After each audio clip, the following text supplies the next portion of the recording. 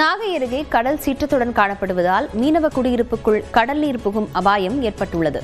இதுகுறித்த விவரங்களுடன் செய்தியாளர் பாலமுத்துமணி இணைந்திருக்கிறார். பாலமுத்துமணி, விவரங்களை பதிவு செய்யலாம். லாவண்யா, நாகப்பட்டினம் மாவட்டத்தை பொறுத்தவரை மாவட்டத்தின் பல்வேறு பகுதிகளில் கடந்த ஒரு வாரமாகவே கடல் சீற்றம் என்பது அதிகரித்து காணப்படுகிறது.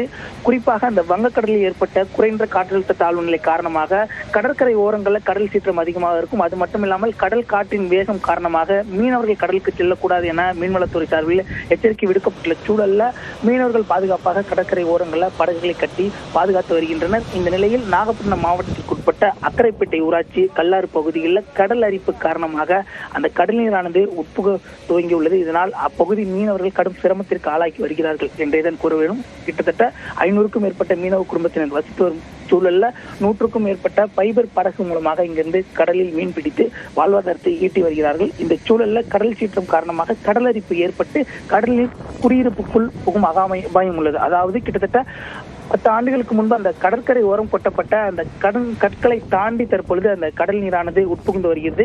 அதாவது கருங்கற்களை முழுமையாக 500 மீட்டர் தூரத்திற்கு அங்க கொட்டினால் மட்டுமே அந்த கடல் நீர் உட்புகாமல் அந்த மீனவர்கள் பாதுகாக்க முடியும். அது மட்டும் இல்லாமல் படகுகள் ஒன்றோடு ஒன்று உரசி சேதமடைவதோடு மட்டுமின்றி மீன்பிடி வலைகளும் கடலுக்குள் இழுத்து செல்லும் நிலை உள்ளதாக அந்த பகுதி மீனவர்கள் வேதனை தெரிவித்துள்ளார்கள்.